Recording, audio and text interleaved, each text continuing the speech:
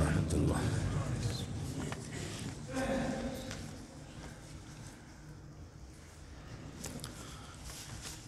الحمد لله وكفى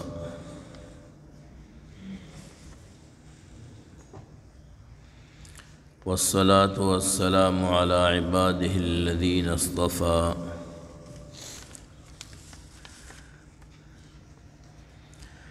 أما بعد فأعوذ بالله من الشيطان الرجيم. بسم الله الرحمن الرحيم.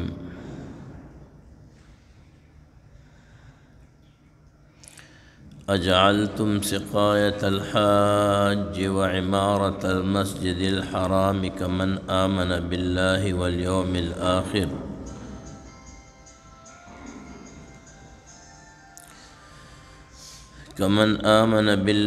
واليوم الآخر وجاهد في سبيل الله.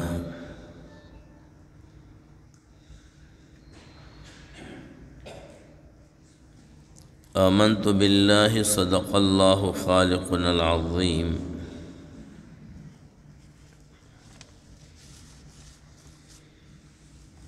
خوږو عزتمندو،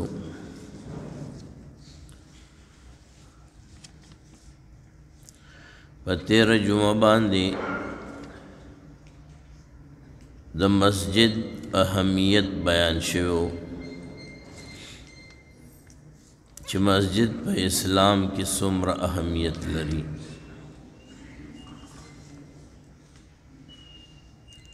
او د اهمیت پته د دین لګي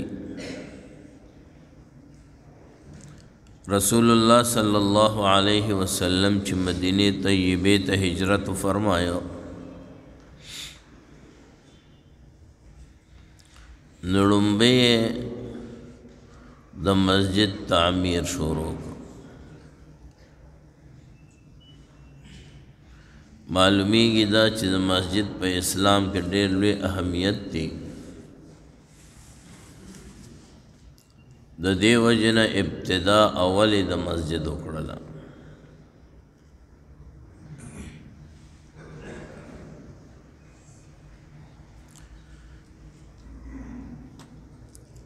کله به چې حاجیان حج ته تلل،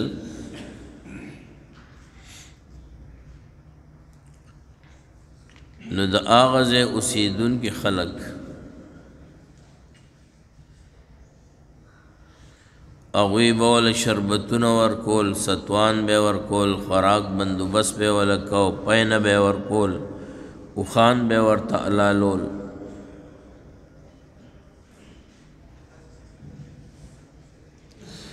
خو د مسجد کم اصل تعمیر چې دی د الله عبادت کول هغه پکې نو.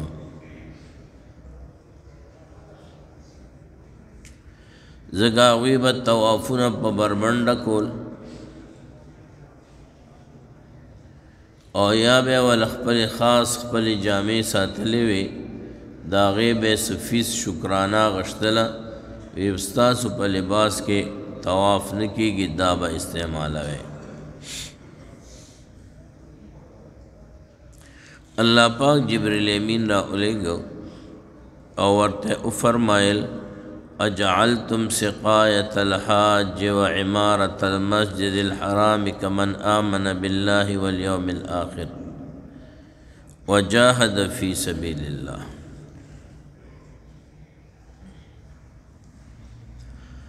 تاسو حاجیانو خدمت کول،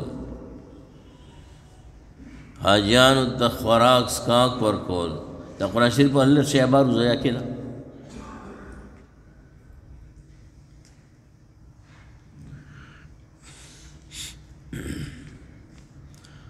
حاجیانو ته اوبه ورکول، ستوان ورکول، غوښې ورکول، دا د ایمان سره برابر وي چې الله او ورځ د آخرت باندې څوک ایمان وروړي،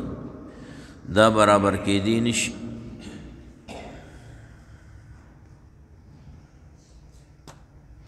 اصل چیز دی ایمان پا اللہ و پورز دا آخرت، دا اللہ دا دین دا پارا مجاہدہ کول. دین یو خبر معلوم شلا چې د جماعت بلډینګ آبادول او جماعت آبادول دا نوم د تعمیر نه دی، د عمارت نه دی یوازې.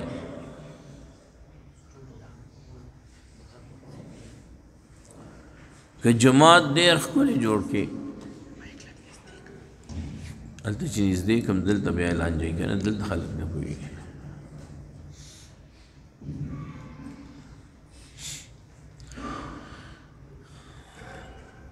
اصل تعمیر د جماعت هغه دی تعلیم و تعلم، درس و تدریس، د الله دین، د الله مخلوق رسول. د مسجد تعمیر اصلی دا دی، که ډېر ښکلی جوړ کړئ او پیتلو باندې او سرو زرو باندې او سپینو زرو باندې، لیکن تعلیم و تعلم مسئلہ پکنی، دا جماعت غیر آباد دی، دا آباد نه دی. مونږ یوازې نیت په جماعت کې د مانځه نه کوو، ځکه منځ په هر ځای کې کېږي او سوا د درو جماعتونو نه چې د هغې ترغیب پیغمبر ور فرمایلی دی، نور ټول جماعتونه په عبادت کې برابر دي، بلکې د جماعت نه علاوه چې د جمع منځ کې هغه 20 درجې یا 25 درجې اجر او ثواب د جماعت په ملاویږي. خو چې بیا کوم ځای نوم مسجد ښودلی شوي او هلته ځې، نو هغې کې یوه فایده مو تاته دا ده چې یو قدم رالو الله هم یوه ګناه معاف کوي او یوه نیکي به راله زیاتوي. او دا یوه نیکي دا معمولی خبره نه ده. رب العالمین موت آته فرمای هغه ورځ یاده کا یوم یفر المرء من اخیه و امه و ابیه و صاحبته و بنیه لکل امرئ منهم یومئذ شأن یغنیه. هغه ورځ یاده کا چې خاوند به د ښځې نه تښتي، پلار به د زوی نه، زوی د پلار نه، لور د مور نه، مور د لور نه، هر یو به محتاج وي، خو د یوې نیکۍ تعاون به چا سره نشي کولی. د یوې نیکۍ تعاون دا نشي کولی. خو چې د جماعت کم آبادونکي خلک وي په درس او تدریس باندې، دا خلک د دې نه مستثنا دي. دوی به د نیکۍ نه د نیکو تعاون کوي. یو نیکي څه شی ده؟ د نیکو تعاون به کوي. او څنګه به کوي؟ جماعت کې مو ته سویو د الله قرآن، بل څه خو نه کېږي، قرآن یې زده کېږي. کم ماشوم بچی قرآن یې زده کو، دا اللہ پیغمبر موتا تا فرمائی دا ماشوم بچے دا کور اغا کسان لس چی فیصلہ پیشوی چی دا جہنمیان دی، دے پخپل اختیار سرا دا لس کسان جہنمیان جنت تا بوتلیش. خدا دا چی اس دا دے پا قدر خود سوک پیگی کنا. دنیا کې یو سړی وي او د 500 اډر پیوش، او داسې یو کس پیښ شي چې یاره زه درته دا د 500 ګاډ نه روباسم، خالي 500 نه به بچ کم، د هغه ټول قوم به د هغه مشکوري او وایي به چې کاش ما د ده تلیخ ګل کړلی. دغه د جماعت آبادون کې چې ستا بچي ته قرآن وښیي او ستا د کور 10 کسان د پانسیګاډ نه وباسي او د دنیا پانسیګاډ څه شی دی خو مړ به شي خبره ختم لیکن د آخرت پانسیګاډ ډېر خطرناک دی د هغې نه بیا د راوتو درک نشته دی نه هلته څوک سفارشي شته دی من ذا الذي يشفع عنده الا باذنه هلته څوک سفارش نشي کولی سفارش و په حکم خداوندی سره کیږي او حکم خداوندی هغه د هغه چا دپاره ملاویږي څوک چې جومات آبادوي مونږ او تاسو خو نن سبا زبردست حصالو په جومات آبادۍ کې هر سړی پیسې م ورکوي کوشش هم کوي مخکې صف کې زما پیسې ولګوه په محراب کې زما بنیاد کې ولګوه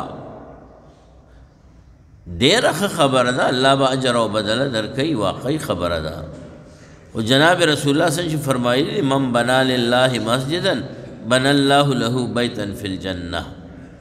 هغې نه یوازې د تعمیر مراد نه دی چې مخکې صف کې مې پیسې ولګوه بنیاد کې مې ولګوه اصل د جومات آبادي دا ده چې ما ورته خپل بچې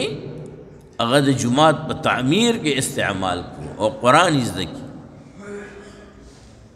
او زه سبا مړ شم چې بې تپوسه باندې تپوس مپوس نه سیده جنت ته روان یم د دې بچي په وجه باندې او یوازې به داسې ځیم نه د الله پیغمبر فرمایي په ورځ د قیامت به د دې قرآن ویونکي مور او پلار را وغواړي او هغوی ته به یو 2 تاجونه ور په سر کړي هغه تاجونه کې چې کومې مرغلرې لګېدلې وي د هغې رڼا به د نور او د سپوږمۍ د رڼا نه زیاته وي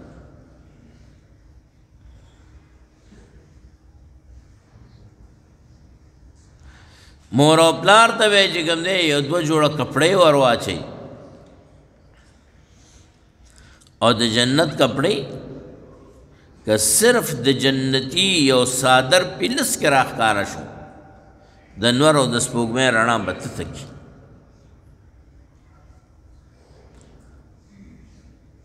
دا اعزاز او اکرام به په بله باندې او بیا به د دې دومره عالم په وړاندې باندې به دغه بچی راوغواړي او رب به ورته وفرمایي چې په دنیا کې به د قرآن ویلې دلته م وایې شروع کا سورہ آل بقرہ ابیخی طرف تراشی اور سورہ آل عمران بے گس طرف تراشی اور دی بروانی اب ورطلار کلاوی اور سید بے جنت الفردوس دور سے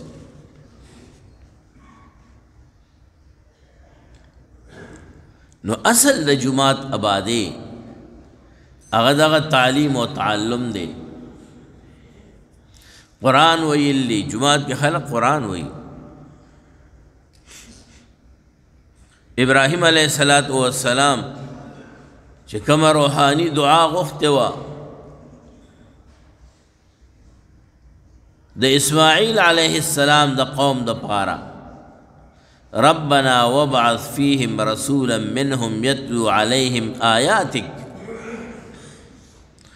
اللہ پا دوی کی یو پیغمبر لے گا دا دوی دا قومنا عربی النسل چستا کتاب دوی تلولی دا پیغمبر کتاب سے شو ہو قرآن ہو کرا اور پیغمبر ورطا قرآن و بکم دے کو لستا پا مسجد نبوی کے بے پا جماعت کے بے لستا کنا نو پیغمبر استاز د معلم صحابه کرام شاگردان او د تعلیم مرکز او جماعت او نظام تعلیم او نصاب تعلیم هغه و قرآن.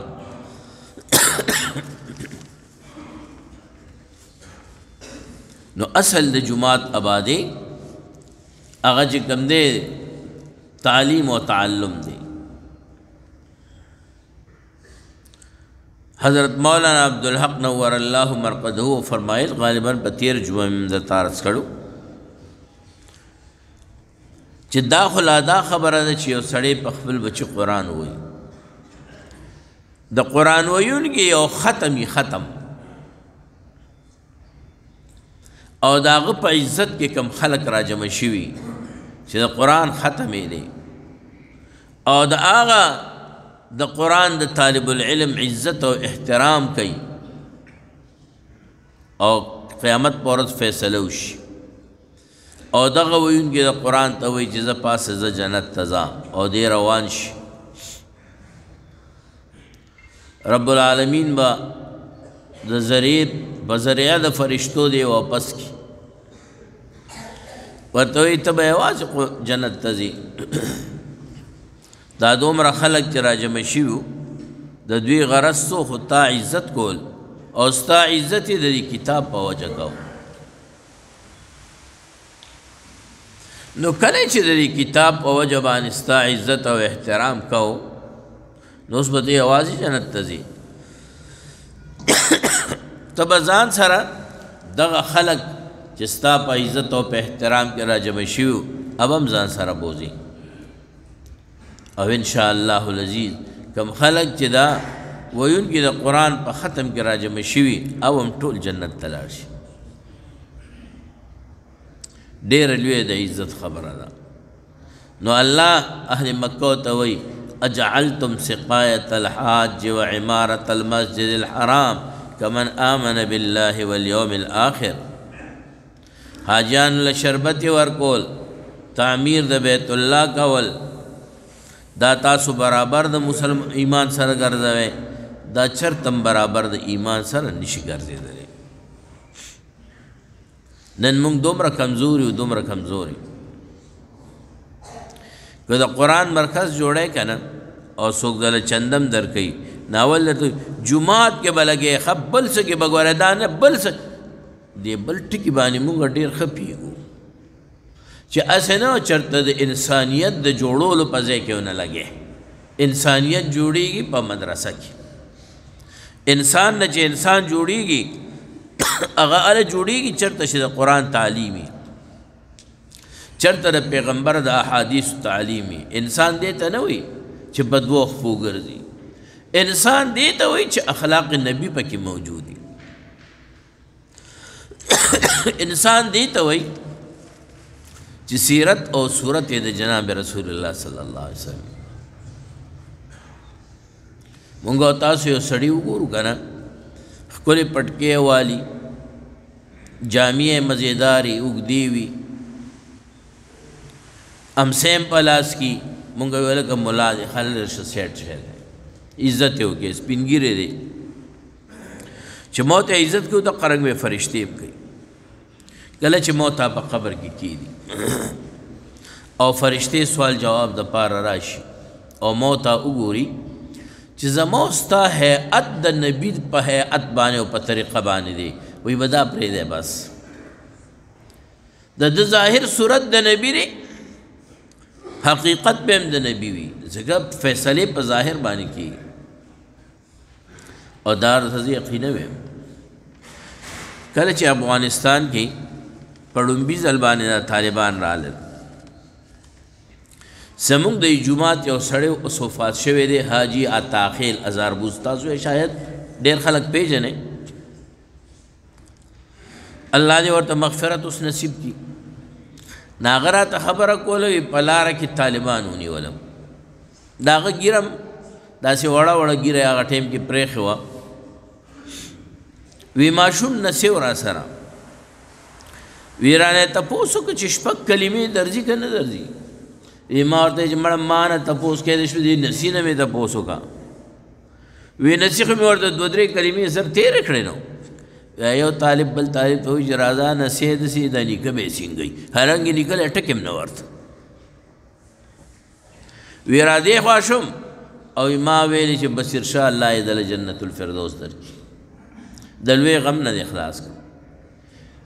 د ملا کار دې دقه تاسو د غم نه خلاصول هم په دنیا کې هم په آخرت کې خو د غم نه خلاصېدل هله کېږي چې جومات آباد کو او جومات یوازې په بلډینګ نوم نه دی جومات وری بلډینګ ثانوي چیز دی اصل جومات هغه دی چې هغې کې د الله قرآن ویلې کېږي د پیغمبر احادیث ویلې کېږي چې مونږ او تاسو ورته طالب العلمان یو او د خبیثانو په لهجه کې دهشتګر ورته ویلې کېږي جوماتونه داسې خلک تیاروي چې په دنیا کې هم زما په کار راځي او په آخرت کې هم په کار راځي نو د جومات آبادي هغه دغه ده چې راشه خپل اولاد راولېږه په خپله پکې کښېنه که یو سړی جومات ته راشي وي زه به ګناه کوم څه ګناه به وکړي جومات کې څه دی د ګناه اسم پکې نشته دی البته د جومات کې بعضې واړه ګناهونه ګوره هغه لوی دي لکه یو سړی مونځ کوي تلاوت قرآن کوي یو زه ورسره خوا کې ناست یم او بنګه بنګه مې شروع کړي دي خبرې کوم د دنیا هغه د مانځه نه وباسم د تلاوت نه وباسم ما ته دا ګناه نه ښکاري حالانکې دا کبیره ګناه ده اعلان وشي د مانځه نه وروسته کښېنئ د ایمان او د یقین خبره به کېږي زما هېڅ کار نشته دی هېڅ روزګار مې نشته خو یا کور ته منډې وم یا چمن ته وځم یا بازار ته وځم که یو 15 منټه 10 منټه هغوی سره کېناستېدو نو څه کفر به وشي فایده به پکې څومره وکړي خیر به پکې څومره وکړي لویه فایده به حاصله کړي ځکه د نیکانو خلکو سره یو شیبه یوه ګړی ناسته د سوونو کالو د عبادت نه نفلی عبادت نه بهتره ده ځکه به دې کې ستا د زندګۍ تبدیلي راځي نو د جومات آبادول هغه تعلیم او تعلم دی موږ د خلک وایي په مخکې صف کې راله پیسې ولګ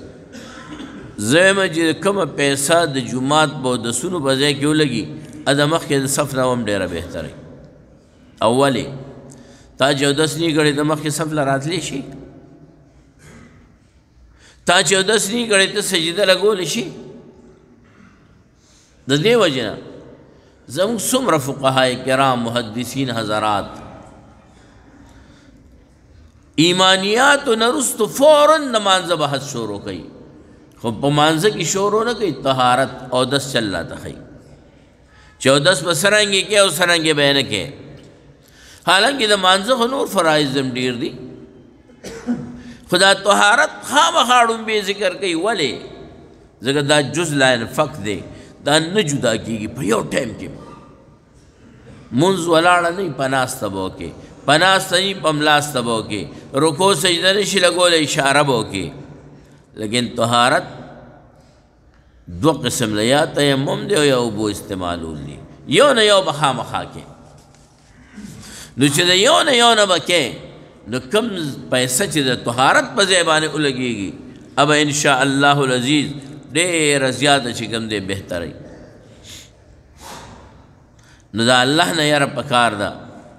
او جوماتونه آبادول او د جومات اصلي آبادي هغه تعمیر د جومات نه دی بلکې هغه تعلیم او تعلم د قرآن په درسونو د احادیثو په درسونو د فضائلو په درسونو باندې آبادول دا اصلي د جومات آبادي ده چې زما او ستا جومات 24 غنټې د مسجد نبوي نقشه پیشي څوک منځونه کوي څوک د الله ذکر کوي څوک د الله بڑائی بیانوي څوک د قرآن کریم تلاوتونه کوي د جومات آبادي دا ده او بیا د الله یو بله لویه مهرباني په موتا باندې چې کومه ده هغه دا ده رسول الله صلی الله علیه وسلم فرمایي یو څو څیزونه دي چې هغه صرف ما ته راکړي شوي دي بل هېچا ته نه دي ورکړي شوي هغه خصوصیت د امت محمدیه صلی الله علیه وسلم دی ابل یو امت تم ندی ورکړی شوی پاغي کې یو څیز دا دی چې څومره ځمکه ده دا ټول جومات دی مشرق نه مغرب جنوب نه شمال دا څومره ځمکه چې ده دا ټول د جومات پیغمبر وی جعلی الارض مسجدا ځمکه زما لپاره جومات ګرځېدلی دی د نورو انبیاء کرام امتونو منځونه و بغیر د جومات نه کېدل او زما او ستا مونځ په هر ځای کې کېږي دا خو د الله مهرباني ده الله راته څه وایي نه د جومات ځمکه م رانیولې ده بازار هم پکې جوړ کړی دی د جومات ځمکه م رانیولې ده چمن هم پکې جوړ کړی دی د جومات الله دې مهربانۍ ته ګوره د جومات ځمکه رونیسو او بین الاقوامي ډمخانه پکې جوړو چې بین الاقوامي د دنیا هر څنګه ډمان به راځي او دغلته به راته ګډېږي او دغلته به راته ډولونه او باجې م وایي بیا هم الله څه نه وایي حالانکه د الله پیغمبر وایي وی ځمکه ټول جومات ته بغیر د جومات نه پکې بل څه نشته خو جاهلان او انپړه هغه رالګېږي او وی جومات قرآن کې د پارک په ځمکه کې جوړ دی و تا الله هدایت سر زموږ نصیب ظالمه پارک د جومات په ځمکه جوړ دی د الله پیغمبر وی ځمکه ټول جومات دی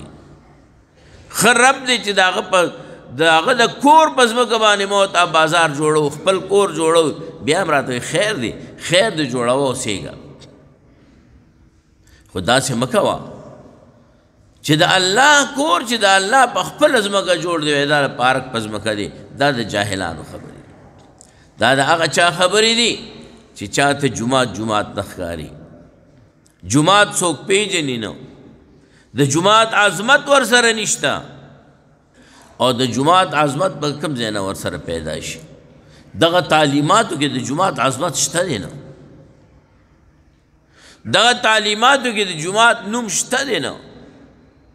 دا الله د کور ذکر نشته قرآن کې دی چې اجعلتم سقایة الحاج وعمارة المسجد الحرام كمن آمن بالله واليوم الآخر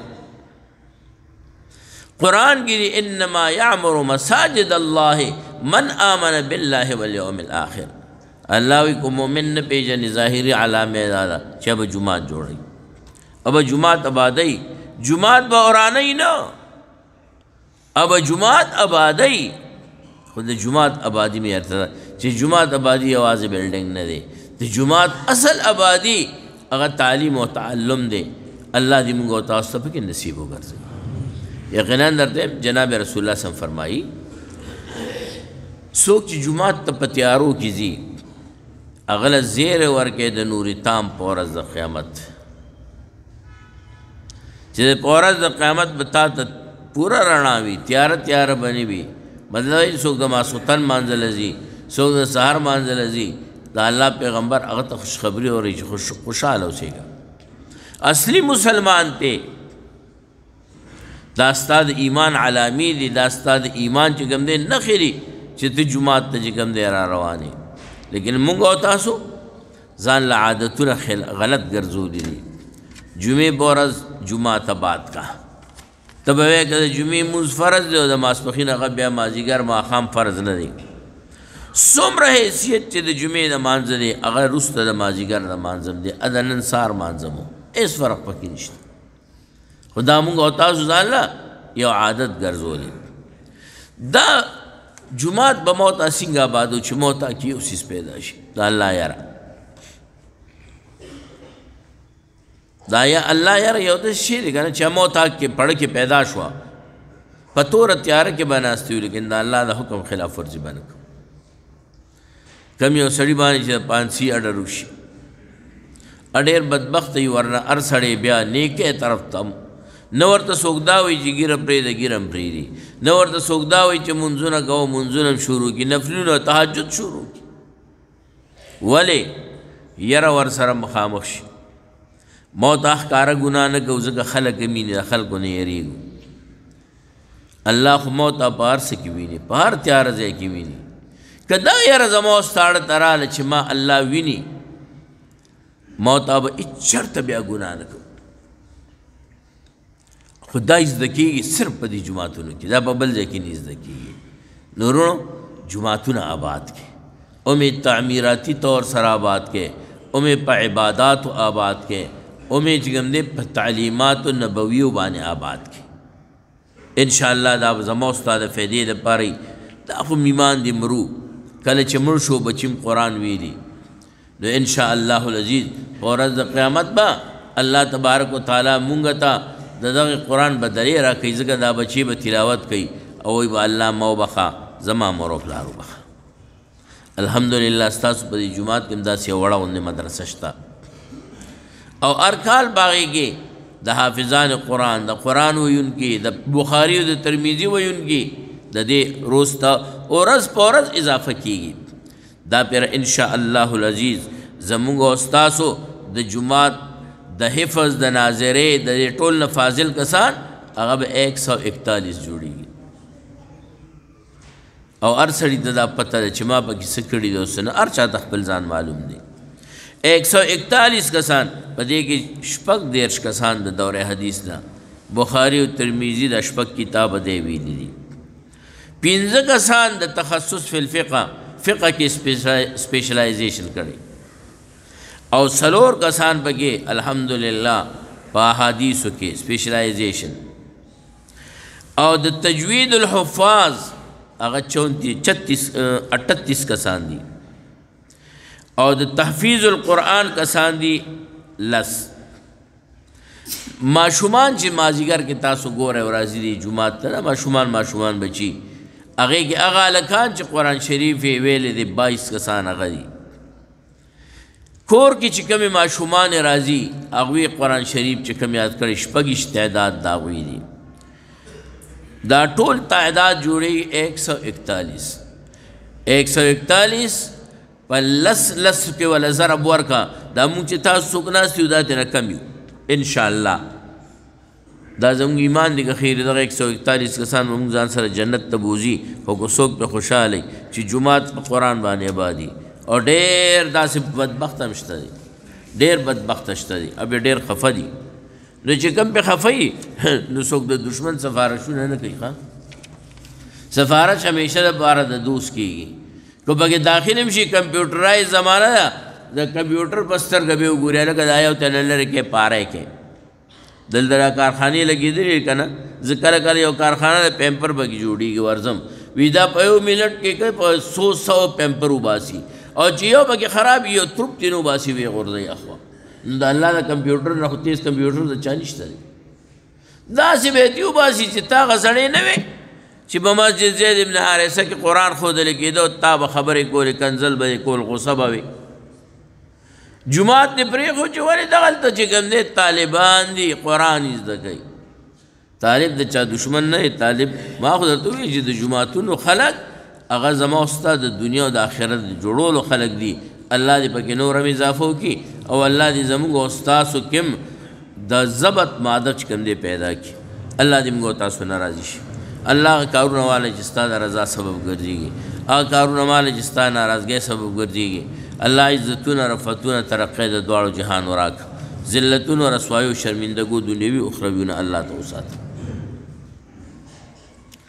زموږ د جومات دلته ګاونډیان دي، دوستوخیل دي، 13 ورځې پکې فوتګي شوې وه. دعا ورته وکړئ چې الله تبارک وتعالی مغفرت کامله عاجله نصیب کړي. موږ د دغې خلک یو چې د چا فوتګي وشي الله ته مغفرت نصیب کړه. موږ د دغې خلک نه یو چې ګینې خدای ته وله سزا ورکړه. زما څه کار دی، دا ځان سره ښېګړه کوم. نن ما ده ته دعا وکړه، سبا به زه نه یم ما دپاره به دعا وکړي. شاید د پته نه لګي الله د چا دعا قبلوي. الله څونه مردگان د اهل اسلام چې ټولو ته مغفرت نصیب کړه. خصوصا زموږ د جومات هغه ملګري چې موږ سره په جومات کې شامل وو، منځونو کې، په تراوو کې، په ختمونو کې، او نن تا ځان ته غوښتي دي الله د ټولو جنت الفردوس مقام وګرځوه. مریضانو د اهل اسلام ته دعا وکړئ، خاص کر هغه مریضان چې موږ سره په هره جمع کې نن صرف د جمعې مانځل راځي یا چې کوم دی د جمعې مانځل هم بعضې نشي راتللی، په کورونو کې بیماران پراته دي. الله ټولو ته صحت کامله عاجله نصیب وګرځوه. زموږ یو ملګری دی حاجي مصنف شاه صاحب، د هغې والده بیماره ده، هغې دپاره هم دعا وکړئ چې الله تبارک وتعالی ورته صحت کامله عاجله نصیب وګرځئ. څومره پریشان حاله مسلمانان دي، الله د ټولو پریشانۍ ختمې کا. او رب کائنات زمونږ دا وطن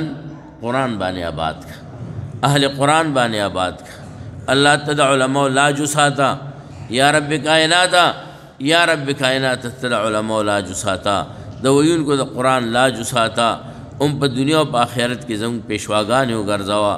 الله زموږ دعاګانې په خپل دربار عالی کې قبول منظور کا. سبحان ربک رب العزة عما یصفون وسلام علی المرسلین والحمد لله رب العالمین.